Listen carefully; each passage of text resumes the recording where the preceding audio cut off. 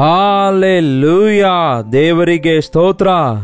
ಮತ್ತೊಂದು ಶ್ರೇಷ್ಠವಾದ ಸಮಯದಲ್ಲಿ ನಾವು ಬಂದಿದ್ದೇವೆ. ಇದು ಕರ್ತನನ್ನು ಆರಾಧಿಸುವ ಸಮಯವಾಗಿದೆ, ಕರ್ತನ ಮಾತು ಧ್ಯಾನಿಸುವ ಸಮಯವಾಗಿದೆ, ಕರ್ತನನ್ನು ಸ್ತುತಿಸುವ ಸಮಯವಾಗಿದೆ, ಆತನಿಗೆ ಮೊರೆ ಇಡುವ ಸಮಯವಾಗಿದೆ.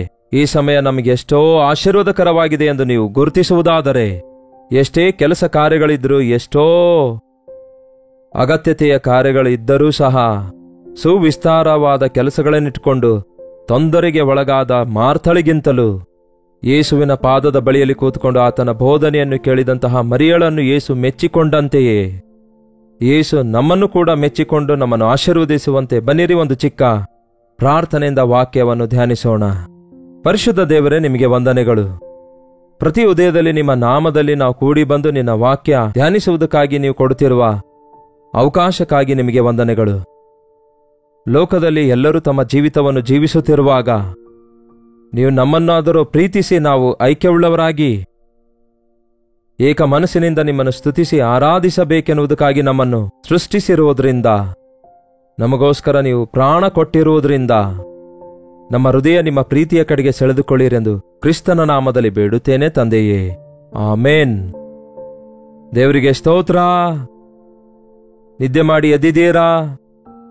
ಎಚ್ಚರಗೊಂಡವರಾಗಿ ಎಲ್ಲರೂ ತಮ್ಮ ಕೆಲಸದಲ್ಲಿ ತೊಡಗಿದ್ದೀರಾ? ಇಲ್ಲವೇ ಎಲ್ಲರೂ ಎದ್ದಿ ಒಂದು ಚಿಕ್ಕ ಕುಟುಂಬ ಪ್ರಾರ್ಥನೆಯನ್ನು ಮಾಡುತ್ತಾ ಇದ್ದೀರಾ? ಅಷ್ಟಕ್ಕೂ ವೈಯಕ್ತಿಕವಾಗಿ ದೇವರ ಸನ್ನಿಧಿಯಲ್ಲಿ ಎದ್ದ ಕೂಡಲೇ ಮೊಳಕಾಲೂರಿ ಪ್ರಾರ್ಥನೆಯನ್ನು ಮಾಡಿಕೊಂಡಿದ್ದೀರಾ?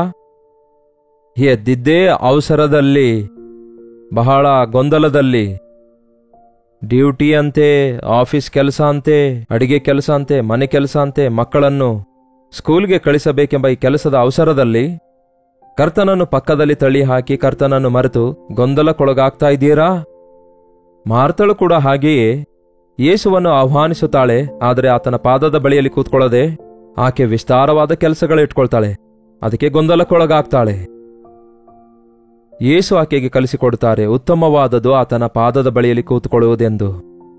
ನಿಮ್ಮ ದಿನಚರಿಯನ್ನು ಕರ್ತನ ಪಾದದ ಬಳಿಯಲ್ಲಿ ಕೂತ್ಕೊಂಡು ಒಮ್ಮೆ ಪ್ರಾರಂಭಿಸಿ ನೋಡಿ. ಸ್ವಲ್ಪ ನಿಮಿಷಗಳಾಗಿದ್ರೂ ಪರವಾಗಿಲ್ಲ, ಕರ್ತನೇ ಈ ದಿನವಿಡೀ ನನ್ನ ಸಂಗಡ ನೀವಿರಿ ಎಂಬ ಒಂದು ಚಿಕ್ಕ ಪ್ರಾರ್ಥನೆಯಿಂದ ಪ್ರಾರಂಭಿಸಿ ನೋಡಿ. ಅಷ್ಟೇ ಅಲ್ಲ, ಉದಯದಲ್ಲಿ ಎದ್ದ ತಕ್ಷಣವೇ ಒಂದು ಮನೆಯಲ್ಲಿರುವಂಥವರೆಲ್ಲರೂ ಒಂದೇ ಮನಸ್ಸುಳ್ಳವರಾಗಿರಬೇಕಾದರೆ ಯೇಸು ನಮಗೆ ಬೇಕು ಪ್ರಿಯರೇ. ನಿಜವಾಗ್ಲೂ ನಮ್ಮ ಮನಸ್ಸುಗಳು ಒಂದಾಗಿರೋದಿಲ್ಲ ಕೆಲವೊಮ್ಮೆ, ಹೌದಲ್ಲವೋ? ದೇವರು ನಮ್ಮನ್ನು ಒಬ್ಬರಿಗೋಸ್ಕರ ಒಬ್ಬರು ಬದುಕಬೇಕೆಂದು, ನಮ್ಮಂತೆಯೇ ನಮ್ಮ ನೆರೆಯವರನ್ನು ಪ್ರೀತಿಸಬೇಕೆಂದು ನಿರ್ಣಯಿಸಿಟ್ಟಿದ್ದಾರೆ. ಆದಾಮನನ್ನು, ಆದಾಮನಿಗೆ ಸಹಕಾರಿಯನ್ನಾಗಿ ಮಾಡಿರುವ ಹವ್ವಳನ್ನು ದೇವರು ಏನು ಹೇಳಿದ್ರು? ನೀವು ಇಬ್ಬರೂ ಕೂಡ ಒಂದೇ ದೇಹವುಳ್ಳವರಾಗಿರ್ತೀರಿ, ಒಂದೇ ಶರೀರವುಳ್ಳವರಾಗಿರುತ್ತೀರಿ. ಆದರೆ ಈ ದಿನ ಎಲ್ಲಿದೆ ನೋಡಿ ಏಕ ಮನಸ್ಸು? ಯಾಕೆ ಏಕ ಮನಸ್ಸಿಲ್ಲದವರಾಗಿರ್ತಾ ಇದ್ದಾರೆ? ಅವರು ಪಾಪಕ್ಕೆ ಅವಕಾಶ ಕೊಟ್ಟಾಗ, ಅವರಿಬ್ಬರ ನಡುವೆ ಸೈತಾನನ್ನು ತೂರಿಕೊಂಡು ಬಂದಾಗ, ನನ್ನ ಎಲುಬಿನ ಎಲುಬು, ನನ್ನ ಮಾಂಸದ ಮಾಂಸ, ನರನಿಂದ ಬಂದಿರುವುದರಿಂದ ನೀನು ನಾರಿ ಎನಿಸಿಕೊಳ್ಳುವಿ ಎಂದು ಹೇಳಿರುವಂತಹ ಆದಾಮನು, ಅದೇ ಆದಾಮನು ಹವ್ವಳಿಗೆ ಏನು ಹೇಳ್ತಾನೆ ಗೊತ್ತಾ? ಪಾಪ ಮಾಡಿದ ನಂತರ, ಬೇಡವೆಂದ ಹಣ್ಣನ್ನು ತಿಂದ ನಂತರ, ಯಾಕೆ ಆದಾಮನೇ ಬೇಡವೆಂದ ಹಣ್ಣನ್ನು ನೀನು ಯಾಕೆ ತಿಂದಿದಿ ಎಂದು ದೇವರು ಕೇಳಿದಾಗ, ನನ್ನ ಎಲುಬಿನಲ್ಲಿನ ಎಲುಬು, ಮಾಂಸದಲ್ಲಿನ ಮಾಂಸ ಆಗಿರುವ ನನ್ನ ಹೆಂಡತಿ ಕೊಟ್ಟಿದ್ದಕ್ಕೆ ತಿಂದಿದ್ದೇನೆ ಅಂದನು. ಇಲ್ವಲ್ಲ, ನೀನು ನನ್ನೊಂದಿಗಿರಲು ಕೊಟ್ಟಿರುವ ಈ ಸ್ತ್ರೀ ಕೊಟ್ಟಿದ್ದಕ್ಕೆ ನಾನು ತಿಂದಿದ್ದೇನೆ ಎಂದು ಅವಳ ಮೇಲೆಯೇ ನಿಂದೆ ಹೊರಿಸಿದ. ಅವಳಿಗೆ ಕೇಳಿದ್ರೆ ಆ ಸರ್ಪ ನನಗೆ ಶೋಧಿಸಿದೆ ಅಂತ ಹೇಳಿ ಆ ಸರ್ಪದ ಮೇಲೆ ನಿಂದೆ ಹೊರಿಸಿದಳು. ಅಂದಿನಿಂದ ಇಂದಿನವರೆಗೂ ನಾವು ಒಬ್ಬರ ಮೇಲೊಬ್ಬರು ನಿಂದೆ ಹೊರಿಸಿಕೊಳ್ತಿದ್ದೇವೆ ಹೊರತು, ಬೆಳಿಗ್ಗೆ ಎದ್ದ ತಕ್ಷಣವೇ ಗಂಡನ ಮೇಲೆ ಹೆಂಡತಿ, ಹೆಂಡತಿಯ ಮೇಲೆ ಗಂಡ, ಮಕ್ಕಳು ತಂದೆ ತಾಯಿಗಳ ಮೇಲೆ, ತಂದೆ ತಾಯಿಗಳು ಮಕ್ಕಳ ಮೇಲೆ ಒಂದಲ್ಲ ಒಂದು ನಿಂದೆ ಒಬ್ಬರ ಮೇಲೊಬ್ಬರು ಹೊರಿಸಿಕೊಳ್ತಾ ಇದ್ರೆ ಅವರ ವಿಷಯದಲ್ಲಿ ಸೈತಾನನು ತಾಂಡವಿಸದೆ ಇರುತ್ತಾನೋ ಅಥವಾ ದೇವರ ಸನ್ನಿಧಿ ಅಲ್ಲಿ ಇರುತ್ತೆ ಅಂತೀರೋ? ಅದಕ್ಕಾಗಿಯೇ ನಾವು ಏಕ ಮನಸ್ಸುಳ್ಳವರಾಗಿರಬೇಕು ಎಂದು ದೇವರ ವಾಕ್ಯ ಹೇಳುತ್ತದೆ. ಏಕ ಮನಸ್ಸುಳ್ಳವರಾಗಿರಬೇಕಾದರೆ ಅದು ಯೇಸುವಿನ ಸನ್ನಿಧಿಯಲ್ಲಿಯೇ ನಮಗೆ ದೊರಕುತ್ತದೆ. ನಾವು ಬೇರೆ ಬೇರೆ ಆಗಿದ್ದೇವೆ, ಬೇರೆ ಬೇರೆ ಆಲೋಚನೆ, ಬೇರೆ ಬೇರೆ ಯೋಚನೆ ಉಳ್ಳವರಾಗಿದ್ದೇವೆ. We are individuals. ನಮ್ಮ ಅಭಿಲಾಷೆಗಳು ಬೇರೆ, ನಮ್ಮ ಟೆಂಡೆನ್ಸೀಸ್ಗಳು ಬೇರೆ ಬೇರೆ ಆಗಿವೆ, ನಮ್ಮ ಒಂದು ಸ್ಪಂದನೆಗಳು ಬೇರೆಯಾಗಿವೆ, ನಮ್ಮ ಸ್ಫೂರ್ತಿ ಬೇರೆಯಾಗಿವೆ, ನಮ್ಮ ಆಸೆಗಳು ಬೇರೆಯಾಗಿವೆ, ಕೋರಿಕೆಗಳು ಬೇರೆ, ಇಷ್ಟಗಳು ಬೇರೆ. ಆದಾಗ್ಯೂ ಕ್ರಿಸ್ತನ ಪ್ರೀತಿಯಿಂದ ನಾವೆಲ್ಲರೂ ತುಂಬಲ್ಪಡುವಾಗ ನಾವೆಲ್ಲರೂ ಏಕ ಮನಸ್ಸುಳ್ಳವರಾಗುತ್ತೇವೆ. ವಿವಿಧತೆಯಲ್ಲಿ ಐಕ್ಯತೆ ಅನ್ನುತ್ತೇವಲ್ಲವೇ, ಯೂನಿಟಿ ಇನ್ ಡೈವರ್ಸಿಟಿ. ಈ ದಿನ ಅದು ಇಲ್ಲದಕ್ಕಾಗಿಯೇ ಕುಟುಂಬಗಳು ಒಡೆದು ಹೋಗ್ತಿವೆ, ಸಭೆಗಳು ಒಡೆದು ಹೋಗ್ತಾ ಇವೆ, ಸಮುದಾಯಗಳು ಕೂಡ ಒಡೆದು ಹೋಗ್ತಾ ಇದೆ, ಪ್ರಪಂಚವೂ ಕೂಡ ತುಂಡು ತುಂಡಾಗ್ತಾ ಇದೆ. ದೇಶಗಳಾಗಿ ವಿಭಾಗಿಸಿ ಒಬ್ಬರ ಮೇಲೆ ಒಬ್ಬರು ದ್ವೇಷದಿಂದ ತುಂಬಿಕೊಳ್ಳುವುದನ್ನು ಈ ದಿನ ನೋಡ್ತಿದ್ದೇವಲ್ಲವೇ. ಆದರೆ ಕ್ರಿಸ್ತನೇ ನಮ್ಮ ಹೃದಯಗಳನ್ನು ಐಕ್ಯಗೊಳಿಸುತ್ತಾರೆ. ಒಮ್ಮೆ ನಿಮ್ಮ ಬೈಬಲನ್ನು ತೆರೆಯಿರಿ. ರೋಮಪುರದವರಿಗೆ ಬರೆದ ಪತ್ರಿಕೆ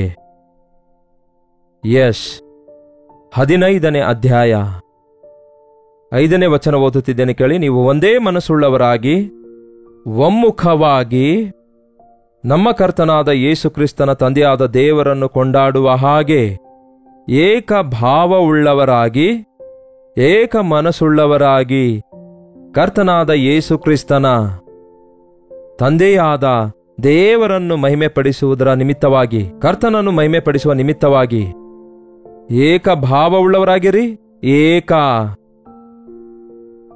ಏನಂತೆ?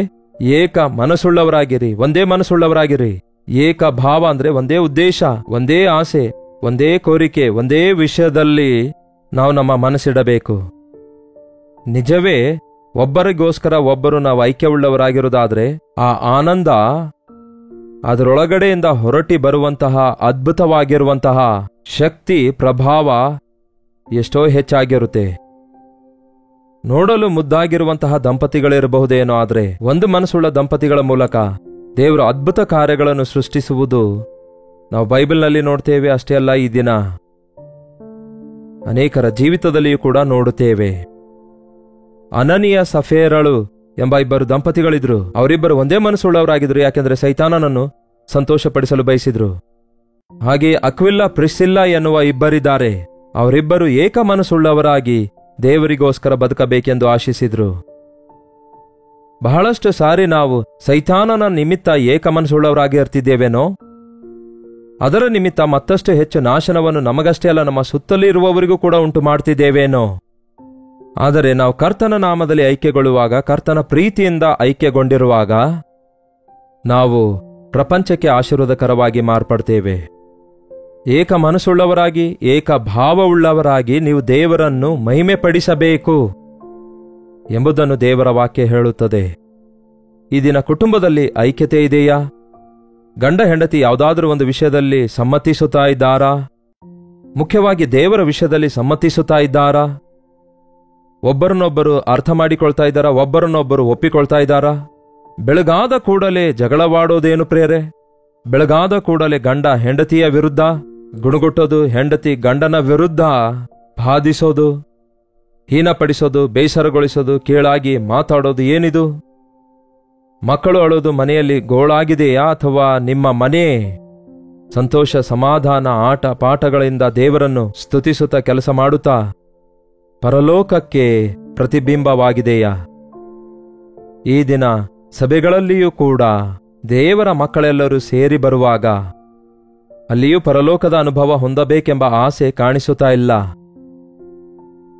ಮನೆಗಳಲ್ಲಿ ಐಕ್ಯತೆ ಇಲ್ಲದಿರುವುದು ಒಂದು ಭಾಗವಾಗಿದ್ರೆ, ಸಭೆಯಲ್ಲಿಯೂ ಎಲ್ಲರೂ ಯೇಸುಕ್ರಿಸ್ತನ ರಕ್ತದಿಂದ ತೊಳೆಯಲ್ಪಟ್ಟವರಾಗಿದ್ದೇವೆಂದು ಹೇಳಿಕೊಳ್ಳುತ್ತಾ, ಒಬ್ಬನೇ ಕರ್ತನಲ್ಲಿ ನಂಬಿಕೆ ಇಟ್ಟಿದ್ದೇವೆ ಎಂಬುದಾಗಿ ಹೇಳಿಕೊಳ್ಳುತ್ತಾ, ಕ್ರಿಸ್ತನ ರಕ್ತದಿಂದ ತೊಳೆಯಲ್ಪಟ್ಟಂತಹ ರಕ್ತ ಸಂಬಂಧಿಕರು ಎಂದು ಹೇಳಿಕೊಳ್ಳುತ್ತಲೇ, ನಾವು ಪರಲೋಕಕ್ಕಾಗಿ ಸಿದ್ಧರಾಗುತ್ತಿದ್ದೇವೆ ಎಂದು ಹೇಳಿಕೊಳ್ಳುತ್ತಲೇ, ಎಷ್ಟೋ ವ್ಯತ್ಯಾಸವಾದ ಆ ಮನಸ್ಸುಗಳೊಂದಿಗೆ, ಭೇದಗಳೊಂದಿಗೆ, ವಿಭೇದಗಳೊಂದಿಗೆ ದೇವರ ಆಲಯಕ್ಕೆ ಹೋಗುವಂತಹ ವಿಶ್ವಾಸಿಗಳು ಇರುತ್ತಾ ಇದ್ದಾರೆ ಎಂಬುದು, ಈ ದಿನ ಎಂತಹ ಹೀನವಾದ ಸ್ಥಿತಿಗೆ ಬಿದ್ದೋಗ್ತಿದ್ದಾರೆ ಎಂಬುದನ್ನು ನಾವು ನೋಡ್ತೇವೆ. ಸಭೆಯಲ್ಲಿ ಜಗಳವಾಡುತ್ತಾ ಅಧಿಪತ್ಯ ಹೊಂದಲು ಪೊಲೀಸ್ ಸ್ಟೇಷನ್ ಕೂಡ ಹೋಗುವವರೆಗೂ ವಿಶ್ವಾಸಿಗಳಿಗೆ ಅನ್ಯರೇ ಬಂದು ತೀರ್ಪು ವಿಧಿಸುವಂತಹ ಸ್ಥಿತಿಗೆ ಬಿದ್ದೋಗುವ ಹಾಗೆ ಇರುವುದನ್ನು ನಾವು ಕೇಳ್ತಿದ್ದೇವಲ್ಲವೇ? ಇದು ಎಷ್ಟು ವಿಷಾದಕರವಾದ ಸಂಗತಿ.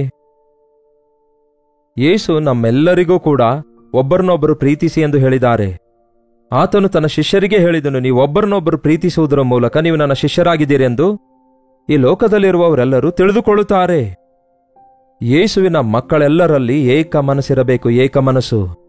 ಖಂಡಿತವಾಗಿಯೂ ನಿಮ್ಮ ಮನಸ್ಸಲ್ಲಿರುವ ವಿಚಾರಗಳು ಬೇರೆ, ಅವರ ಮನಸ್ಸಲ್ಲಿರುವ ಅವರ ವಿಚಾರಗಳು, ಆಸೆಗಳು ಬೇರೆ. ಅವೆರಡು ಏಕವಾಗಬೇಕಾದರೆ ಹೇಗೆ ಸಾಧ್ಯವಾಗುತ್ತದೆ? ಒಂದೇ ದಾರಿ ಇದೆ. ನಾನು ಯೇಸುವಿನ ಹಾಗೆ ಆಲೋಚಿಸುವುದಾದರೆ, ನೀವು ಕೂಡ ಯೇಸುವಿನ ಹಾಗೆ ಆಲೋಚಿಸುವುದಾದರೆ ನಮ್ಮಿಬ್ಬರ ಮನಸ್ಸು ಒಂದೇ ಮನಸ್ಸಾಗ್ತದೆ. ನೀವು ಯೇಸುವನ್ನು ಪ್ರೀತಿಸುವುದಾದರೆ, ನಾನು ಯೇಸುವನ್ನು ಪ್ರೀತಿಸುವುದಾದರೆ ನಮ್ಮಿಬ್ಬರ ಮನಸ್ಸು ಯೇಸು ಕ್ರಿಸ್ತನ ಮನಸ್ಸಿನಂತೆ ಒಂದಾಗ್ತವೆ. ಒಂದು ವೇಳೆ ನಮ್ಮೊಳಗೆ ಭಿನ್ನಾಭಿಪ್ರಾಯವಿರೋದಾದರೆ ಅದು ಸೈತಾನನ ಮನಸ್ಸಾಗಿರುತ್ತದೆ. ಸತ್ಯ ಎನ್ನುವುದು ಒಂದೇ ಆಗಿರುತ್ತದೆ, ಸುಳ್ಳು ಎನ್ನುವುದು ಅನೇಕವಾಗಿರುತ್ತವೆ. 100 ಸುಳ್ಳುಗಳು ಒಂದಾದರೂ ಸಹ ಅವು ಏನು ಸಾಧಿಸಲಿಕ್ಕಾಗೋದಿಲ್ಲ, ಆದರೆ ಸತ್ಯವೇ ನೆರವೇರುತ್ತದೆ. ಕ್ರಿಸ್ತನೊಂದಿಗೆ ನಾವೆಲ್ಲರೂ ಐಕ್ಯಗೊಳ್ಳುವಾಗ ದೊಡ್ಡ ಕಾರ್ಯಗಳನ್ನು ಸಾಧಿಸಬಲ್ಲೆವು ಎಂಬುದು ಪರಿಶುದ್ಧ ಸತ್ಯವೇದದಲ್ಲಿ ನಮಗೆ ತಿಳಿಸಲಾಗಿದೆ ಎಂದು ಮರೆಯಬೇಡಿ. ಆದಿ ಸಭೆಯಲ್ಲಿ ನಂಬಿಕೆ ಇಟ್ಟವರೆಲ್ಲರೂ ಏಕ ಮನಸ್ಸುಳ್ಳವರಾಗಿದ್ದರು, ಒಂದೇ ಹೃದಯವುಳ್ಳವರಾಗಿದ್ದರು. ಅದಕ್ಕಾಗಿಯೇ ಅವರು ಅದ್ಭುತ ಕಾರ್ಯಗಳನ್ನು ಕಾಣುತ್ತಾರೆ. ಬೋಧಕರು ಬಲವಾಗಿ ದೇವರ ವಾಕ್ಯ ಸಾರುವವರಾಗಿದ್ದರು, ಪ್ರಪಂಚವನ್ನೇ ತಲೆ ಕೆಳಗಾಗಿ ಮಾಡುವವರಾಗಿದ್ದರು ಎಂಬುದಾಗಿ ಎಲ್ಲರೂ ಆಶ್ಚರ್ಯಪಡುವ ಹಾಗೆ ಯೇಸುವಿನ ಸುವಾರ್ತೆಗೆ ಅವರು ವಿಧೇಯರಾಗಿರುವಂತೆ ನಾವು ಕಾಣುತ್ತೇವೆ. ಹಾಗಾದರೆ ಈ ದಿನ ನಮ್ಮ ಒಂದು ಐಕ್ಯತೆ ಯಾವ ರೀತಿಯಾಗಿದೆ? ಸಭೆಗೆ ಹೋಗುವಾಗ ನಾವು ಯಾವ ಮನಸ್ಸುಳ್ಳವರಾಗಿ ಹೋಗುವಂಥವರಾಗಿದ್ದೇವೆ? ಯಾಕೆ ಪ್ರಾರ್ಥಿಸಲು ನಾವು ಸಭೆಗೆ ಹೋಗ್ತೇವೆ ಹೇಳ್ರಿ?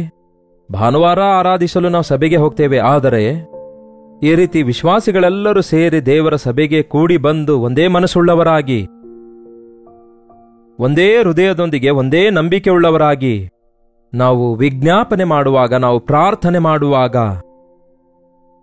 2-3 ಸೇರಿ ಭೂಲೋಕದಲ್ಲಿ ಯಾವುದನ್ನು ಬಂಧಿಸುತ್ತಾರೋ ಅದು ಪರಲೋಕದಲ್ಲಿಯೂ ಬಂಧಿಸಲ್ಪಡುತ್ತದೋ, ಯಾವುದು ಬಿಡುಗಡೆ ಮಾಡುತ್ತಾರೋ ಅದು ಭೂಲೋಕದಲ್ಲಿ ಬಿಡುಗಡೆಯಾಗುತ್ತದೆ ಎಂದು ಯೇಸು ಹೇಳಿದಾರಲ್ಲವೋ? ಎಲ್ಲಿ 2-3 ನನ್ನ ನಾಮದಲ್ಲಿ ಕೂಡಿ ಬರುತ್ತಾರೋ ಅಲ್ಲಿ ನಾನು ಇರುತ್ತೇನೆ ಅಂದಿದ್ದಾರಲ್ಲವೋ? ನಾವು ಐಕ್ಯತೆ ಇಲ್ಲದೆ ಸಾವಿರಾರು ಜನ ಕೂಡಿ ಬಂದರೂ ಸಹ ಅಲ್ಲಿ ದೇವರ ಸನ್ನಿಧಿ ಇರೋದಿಲ್ವಲ್ಲ? ಆದರೆ 2-3 ಕೂಡಿ ಬಂದರೂ ಕೂಡ ಏಕ ಮನಸ್ಸುಳ್ಳವರಾಗಿ ಕರ್ತನನ್ನು ಹುಡುಕುವುದಾದರೆ ದೇವರ ಸನ್ನಿಧಿಯನ್ನು ನಾವು ಅನುಭವಿಸಬಹುದು. ಈ ದಿನ ಬಹಳಷ್ಟು ಸಭೆಗಳಲ್ಲಿ, ಪ್ರಾರ್ಥನೆಯ ಕೂಟಗಳಲ್ಲಿ ಏಕ ಮನಸ್ಸು ಇಲ್ಲದೇ ಇರುವುದರಿಂದ ದೇವರ ಸನ್ನಿಧಿಯನ್ನು ಕಳೆದುಕೊಳ್ಳುವಂಥವರಾಗಿದ್ದಾರೆ. ನಿಮ್ಮ ಮನೆಗಳಲ್ಲಿ ದೇವರ ಸನ್ನಿಧಿ ಇದೆಯಾ? ನಿಮ್ಮ ಆಲಯದಲ್ಲಿ ದೇವರ ಸನ್ನಿಧಿ ಇರುವ ಹಾಗೆ ಜೊತೆ ವಿಶ್ವಾಸಿಗಳೊಂದಿಗೆ ನಿಮ್ಮ ಮನಸ್ಸು ಐಕ್ಯಗೊಳಿಸಿಕೊಂಡವರಾಗಿ ಪ್ರಾರ್ಥನೆ ಮಾಡ್ತಾ ಇದ್ದೀರಾ? ಇಡೀ ಬೈಬಲ್ನಲ್ಲೆಲ್ಲ ಒಬ್ಬರಿಗೋಸ್ಕರ ಒಬ್ಬರು ಎಂಬುದಾಗಿ ಸುಮಾರು 55 ವಚನಗಳಿವೆ. ಒಬ್ಬರಿಗೋಸ್ಕರ ಒಬ್ಬರು ಎನ್ನುವುದು. ಒಬ್ಬರಿಗೊಬ್ಬರು ಸಮಾಧಾನವುಳ್ಳವರಾಗಿರಿ, ಒಬ್ಬರಿಗೊಬ್ಬರು ಸುಳ್ಳಾಡಬೇಡಿರಿ, ಒಬ್ಬರನ್ನೊಬ್ಬರು ಆಧರಿಸಿಕೊಳ್ಳಿರಿ, ಒಬ್ಬರನ್ನೊಬ್ಬರು ಎಚ್ಚರಿಸಿಕೊಳ್ಳಿರಿ, ಒಬ್ಬರಿಗಿಂತಲೂ ಒಬ್ಬರು ಅಂದರೆ ನಿಮಗಿಂತಲೂ ಇತರರನ್ನು ಯೋಗ್ಯರೆಂದು ಎಣಿಸಿರಿ, ಒಬ್ಬರನ್ನೊಬ್ಬರು ಸಹಿಸಿಕೊಳ್ಳಿರಿ, ಒಬ್ಬರನ್ನೊಬ್ಬರು ಕ್ಷಮಿಸಿರಿ, ಒಬ್ಬರಿಗೋಸ್ಕರ ಒಬ್ಬರು ಪ್ರಾರ್ಥಿಸಿರಿ. ಹೀಗೆ 55 ರೆಫರೆನ್ಸಸ್ಗಳಿವೆ. ಒಂದು ಚಿಕ್ಕ ಪುಸ್ತಕ ಕೂಡ ಬರೆದಿದ್ದೇನೆ ನಾನು. ಆ ಪುಸ್ತಕ ಬೇಕಾದರೆ ನೀವು ನಮಗೆ ವಾಟ್ಸಪ್ ಮೂಲಕ ತಿಳಿಯಪಡಿಸಿರಿ, ನಾವು ನಿಮಗೆ ಆ ಪುಸ್ತಕ ಕಳಿಸಿಕೊಡ್ತೇವೆ, ಅಂದರೆ ಪೋಸ್ಟ್ ಮೂಲಕ ಕಳಿಸ್ತೇವೆ. ನೋಡಿ, ಒಬ್ಬರಿಗೊಬ್ಬರು ಐಕ್ಯವಾಗಿರೋದೇ ಪರಲೋಕವಾಗಿದೆ. ಪರಲೋಕದಲ್ಲಿ ನಾವೆಲ್ಲರೂ ಐಕ್ಯವುಳ್ಳವರಾಗಿರ್ತೇವೆ. ಎಲ್ಲರ ದೃಷ್ಟಿ ಕರ್ತನ ಮೇಲೆಯೇ ಇರುತ್ತೆ. ಕೋಟ್ಯಾಂತರ ದೇವದೂತರು ಅಲ್ಲಿ ಸೇರಿ ಬಂದಿರುವ ಕ್ರಿಸ್ತನ ರಕ್ತದಲ್ಲಿ ತೊಳೆಯಲ್ಪಟ್ಟ ಸಕಲ ಭಾಷೆಗಳ ಜನಾಂಗದವರು, ಸಕಲ ವಂಶದವರು ಒಂದೇ ನಾಮವನ್ನು ಸ್ತುತಿಸುತ್ತಾ ಒಂದೇ ಹಾಡನ್ನು ಹಾಡುತ್ತಾ ಕರ್ತನನ್ನು ಆರಾಧಿಸುತ್ತೇವೆ. ಅದನ್ನು ಇಲ್ಲೇ ಭೂಲೋಕದಲ್ಲಿ ಮಾಡಬಹುದು. ನಿಮ್ಮ ನೆರೆಯವರೊಂದಿಗೆ ನಿಮ್ಮ ಮನಸ್ಸು ಒಂದಾಗ್ತಿದೆಯಾ? ಕ್ಷಮಿಸುವುದನ್ನು ಕಲಿತುಕೊಳ್ಳುವುದಾದರೆ, ಸಹಿಸುವುದನ್ನು ಕಲಿತುಕೊಳ್ಳುವುದಾದರೆ, ಕ್ರಿಸ್ತ ಯೇಸುವಿನಲ್ಲಿದ್ದಂತಹ ಮನಸ್ಸು ನಮಗಿರೋದಾದರೆ ನಾವು ಕೂಡ ಏಕ ಮನಸ್ಸುಳ್ಳವರಾಗುತ್ತೇವೆ. ಇನ್ನು ಸ್ವಲ್ಪ ಮುಂದೆ ಓದುವುದಾದರೆ ವಾಕ್ಯ ಹೇಳ್ತದೆ, ನೀವು ಏಕ ಮನಸ್ಸುಳ್ಳವರಾಗಿ ಒಮ್ಮುಖವುಳ್ಳವರಾಗಿ ನಮ್ಮ ಕರ್ತನಾದ ಯೇಸು ಕ್ರಿಸ್ತನಾದ ತಂದೆಯನ್ನು ಮಹಿಮೆಪಡಿಸುವ ನಿಮಿತ್ತವಾಗಿ ಕ್ರಿಸ್ತ ಯೇಸುವಿನ ಚಿತ್ತದ ಪ್ರಕಾರ ಒಬ್ಬರೊಂದಿಗೆ ಒಬ್ಬರು ಒಂದೇ ಮನಸ್ಸುಳ್ಳವರಾಗಿರಿ. ಒಬ್ಬರೊಂದಿಗೆ ಏನು ಒಂದಾಗಬೇಕು? ಮನುಷ್ಯರು ಒಂದಾಗೋದು ಸುಲಭ, ಮನಸ್ಸು ಕೂಡ ಒಂದಾಗಬೇಕು. ಮನುಷ್ಯರಾಗಿ ಒಟ್ಟಿಗೆ ಸೇರಿ ಬಂದಿದ್ದೇವೆ, ಕೈಗಳನ್ನು ಒಟ್ಟಿಗೆ ಹಿಡ್ಕೊಂಡಿದ್ದೇವೆ, ಎದುರು ಕೂತ್ಕೊಂಡಿದ್ದೇವೆ ಅಂದರೆ ಸಾಲೋದಿಲ್ಲ. ಒಬ್ಬರ ಪಕ್ಕದಲ್ಲಿ ಒಬ್ಬರು ಗಂಟೆಗಳವರೆಗೂ ಕೂತ್ಕೊಂಡಿದ್ದೇವೆ, ವರ್ಷಗಳವರೆಗೂ ಸಂಸಾರ ಮಾಡ್ತಿದ್ದೇವೆ, ಗಂಡನೊಂದಿಗೆ ನನ್ನ ಮನಸ್ಸು ಇನ್ನೂ ಬೆರೆತುಕೊಳ್ತಾ ಇಲ್ಲ ಎಂದು ಹೇಳಿಕೊಳ್ಳುವ ಗಂಡ ಹೆಂಡತಿಯರು ಎಷ್ಟೋ ಜನ ಇದ್ದಾರೆ. ವರ್ಷಗಳವರೆಗೂ ನಾವು ಒಂದೇ ಮನೆಯಲ್ಲಿದ್ದೇವೆ, ಆದರೆ ನಮ್ಮ ಮನಸ್ಸು ಮಾತ್ರ ಇನ್ನೂ ಒಂದಾಗಿಲ್ಲ ಎನ್ನುವಂಥವರು ಇದ್ದಾರೆ. ಆದರೆ ಐಕ್ಯತೆ ಉಂಟು ಮಾಡುವ ಆತನು ನಮ್ಮ ಯೇಸು ಆಗಿದ್ದಾರೆ. ವಾಕ್ಯ ಏನು ಹೇಳ್ತದೆ? ಒಬ್ಬರಿಗೋಸ್ಕರ ಒಬ್ಬರು ಒಂದೇ ಮನಸ್ಸುಳ್ಳವರಾಗಿರುವಂತೆ ಸ್ಥಿರಚಿತ್ತವನ್ನು ಆದರಣೆಯನ್ನು ಕೊಡುವ ದೇವರು ನಿಮಗೆ ಅದನ್ನು ಅನುಗ್ರಹಿಸಲಿ. ತಾಳ್ಮೆಗೂ ಆದರಣೆಗೂ ಮೂಲ ಕರ್ತನಾದ ದೇವರು ಏನಂತೆ? ತಾಳ್ಮೆಗೂ ಆದರಣೆಗೂ ಮೂಲ ಕರ್ತನು ಆತನಾಗಿದ್ದಾನೆ. ಆತನೇ ನಿಮಗೆ ಸಹಾಯ ಮಾಡಲಿ ಎಂದು ನೋಡ್ತೇವೆ. ಇದು ಇಂಗ್ಲಿಷ್ ಬೈಬಲ್ನಲ್ಲಿ ಬಹಳ ಚೆನ್ನಾಗಿದೆ. ಹೂ ಗಿವ್ಸ್ ಪೇಷನ್ಸ್ ಅಂಡ್ ಎನ್ಕರೇಜ್ಮೆಂಟ್. ನಿಮಗೆ ಬೇಕಾದಂತಹ ತಾಳ್ಮೆಯನ್ನು, ಎನ್ಕರೇಜ್ಮೆಂಟ್ ಆದರಣೆ ಎಂಬುದಾಗಿ ಕನ್ನಡ ಬೈಬಲ್ನಲ್ಲಿದೆ. ನಿಮಗೆ ಬೇಕಾದಂತಹ ಪ್ರೋತ್ಸಾಹವನ್ನು ಒದಗಿಸುವಂತಹ ಕರ್ತನು ನಿಮ್ಮ ಸಂಗಡ ಇರಲಿ ಎಂದು ನೋಡ್ತೇವೆ. ನಿಜವೇ, ನಮ್ಮ ಕರ್ತನು ನಮ್ಮನ್ನು ಆಧರಿಸುತ್ತಿದ್ದಾರೆ, ಅದರ ನಿಮಿತ್ತ ನಾವು ಇತರರನ್ನು ಆಧರಿಸಬೇಕೆಂದು. ನಮ್ಮ ಕರ್ತನು ನಮ್ಮ ವಿಷಯದಲ್ಲಿ ತಾಳ್ಮೆ ಉಳ್ಳವರಾಗಿದ್ದಾರೆ, ಅದರ ನಿಮಿತ್ತ ನಾವು ಇತರರ ವಿಷಯದಲ್ಲಿ ತಾಳ್ಮೆ ಉಳ್ಳವರಾಗಿರಬೇಕೆಂದು. ಇತರರೊಂದಿಗೆ ನಾವು ತಾಳ್ಮೆಯಿಂದಿರುವಾಗ ನಾವು ಅವರೊಂದಿಗೆ ಐಕ್ಯತೆ ಉಳ್ಳವರಾಗಿರ್ತೇವೆ. ನಾನೇ ಆಧರಿಸಲ್ಪಡಬೇಕು ಅನ್ನದೇ ನಾವು ಇತರರಿಗೆ ಆಧರಿಸಬೇಕೆಂಬ ಮನಸ್ಸುಳ್ಳವರಾಗಿರುವಾಗ ಇಬ್ಬರೂ ಆಧರಿಸಲ್ಪಡುತ್ತೇವೆ. ಅಂತಹ ಕೃಪೆಯನ್ನು ದೇವರು ನಿಮಗೆ ಅನುಗ್ರಹಿಸಲಿ. ಇಂದಿನಿಂದ ನಿಮ್ಮ ಕುಟುಂಬಗಳಲ್ಲಿ ಅಂತಹ ಏಕಮನಸ್ಸು, ಆದರಣೆ, ತಾಳ್ಮೆ, ದೇವರನ್ನು ಮಹಿಮೆಪಡಿಸುವ ಜೀವಿತ ನಿಮ್ಮೆಲ್ಲರಿಗೂ ಅನುಗ್ರಹಿಸಲ್ಪಡಲಿ. ಹಾಗೆಯೇ ನಿಮ್ಮ ಸಭೆಗಳಲ್ಲಿರುವ ವಿಶ್ವಾಸಿಗಳು ಏಕಮನಸ್ಸುಳ್ಳವರಾಗಿ ಪ್ರಾರ್ಥಿಸಿ ಕರ್ತನ ಸನ್ನಿಧಿಯಲ್ಲಿ ದೇವರು ಕೊಡುವ ತಾಳ್ಮೆಯನ್ನು ಹೊಂದಿಕೊಂಡು ಆಧರಿಸಲ್ಪಟ್ಟು ಆಶೀರ್ವದಿಸಲ್ಪಡುವಂಥವರಾಗಿರಲಿ. ಹಾಗಾಗಿ ಪ್ರತಿ ದಿನ ಕರ್ತನ ನಾಮದಲ್ಲಿ ಕೂಡಿ ಬರುವಾಗೆಲ್ಲ ನೀವು ಏಕ ಮನಸ್ಸುಳ್ಳವರಾಗಿ ಒಂದೇ ಹೃದಯವುಳ್ಳವರಾಗಿರುವಂತಹ ಐಕ್ಯತೆಯನ್ನು ಹೊಂದಿಕೊಂಡವರಾಗಿರಿ. ಆಗ ಅದ್ಭುತ ಕಾರ್ಯಗಳು ಜರುಗುತ್ತವೆ. ಪ್ರಾರ್ಥನೆ. ಪರಿಶುದ್ಧ ದೇವರೇ, ಪ್ರೀತಿಯುಳ್ಳ ತಂದೆಯೇ, ಯಾರ್ಯಾರು ಎಲ್ಲಿಂದ ಈ ಮಾತು ಕೇಳ್ತಿದ್ದಾರೆಂದು ನಿಮಗೆ ಗೊತ್ತು. ಯಾರ್ಯಾರು ನಮ್ಮ ಜೀವಿತದಲ್ಲಿ ಐಕ್ಯತೆ ಇಲ್ವಲ್ಲ ಎಂಬುದಾಗಿ ಯಾವ ಗಂಡ ಹೆಂಡತಿಯರು, ಅಕ್ಕ ತಂಗಿಯಂದಿರು, ಅಣ್ಣ ತಮ್ಮಂದಿರು, ಯಾವ ಸಂಬಂಧಿಕರು, ಯಾವ ದೇವರ ಮಕ್ಕಳು ಗ್ರಹಿಸಿಕೊಳ್ತಿದ್ದಾರೋ ಅಂಥವರನ್ನು ನಿಮ್ಮ ಆದರಣೆಯ ಆತ್ಮದಿಂದ ಅಂಥವರನ್ನು ತುಂಬಿಸಿರಿ. ನಿಮ್ಮ ಪ್ರೋತ್ಸಾಹವನ್ನು ಅವರಿಗೆ ದಯಪಾಲಿಸಿರಿ. ನಿಮ್ಮ ಪ್ರೇರೇಪಣೆ ನಮಗೆ ಉಂಟು ಮಾಡಿರಿ ದೇವರೇ. ಭೇದ ವಿಭೇದಗಳುಳ್ಳವರಾಗಿ ಆಶೀರ್ವಾದ ಹೊಂದಲಾರೆವು, ಆದರೆ ಏಕಮನಸ್ಸುಳ್ಳವರಾಗಿ ಒಬ್ಬರನ್ನೊಬ್ಬರು ಸಹಿಸಿಕೊಳ್ಳುವಾಗ, ಒಬ್ಬರನ್ನೊಬ್ಬರು ಆಧರಿಸುವಾಗ, ಒಬ್ಬರಿಗೋಸ್ಕರ ಒಬ್ಬರು ಪ್ರಾರ್ಥಿಸುವಾಗ ಕರ್ತನ ಸನ್ನಿಧಿ ಬಲವಾಗಿ ನಾವು ಅನುಭವಿಸಿ ಆಧರಿಸಲ್ಪಡುತ್ತೇವೆ ಎಂದು ಅದ್ಭುತ ಕಾರ್ಯಗಳನ್ನು ಕರ್ತನ ನಾಮದಲ್ಲಿ ಜರುಗುವುದನ್ನು ನೋಡಿ ದೇವರಿಗೆ ಮಹಿಮೆ ತರುವವರಾಗಿರುತ್ತೇವೆ ಎಂದು ಗ್ರಹಿಸಿಕೊಳ್ಳುವ ಹಾಗೆ ನಮ್ಮ ಪ್ರತಿಯೊಬ್ಬರಿಗೂ ಸಹಾಯ ಮಾಡಿರೆಂದು ಕ್ರಿಸ್ತನ ನಾಮದಲ್ಲಿ ಬೇಡುತ್ತೇನೆ ತಂದೆಯೇ, ಆಮೇನ್. ತಂದೆಯಾದ ದೇವರ ಪ್ರೀತಿಯೂ ಮಗನಾಗಿರುವ ಕ್ರಿಸ್ತನ ಕೃಪೆಯೂ ಆದರಣೆ ಕರ್ತನಾದ ಪವಿತ್ರಾತ್ಮನ ಸಹವಾಸವು ಕೂಡಿ ಬಂದಿರುವ ನಮ್ಮೆಲ್ಲರ ಸಂಗಡ ಇಂದಿಗೂ ಸದಾಕಾಲಕ್ಕೂ ನೆಲೆಯಾಗಿರಲಿ. ಆಮೇನ್.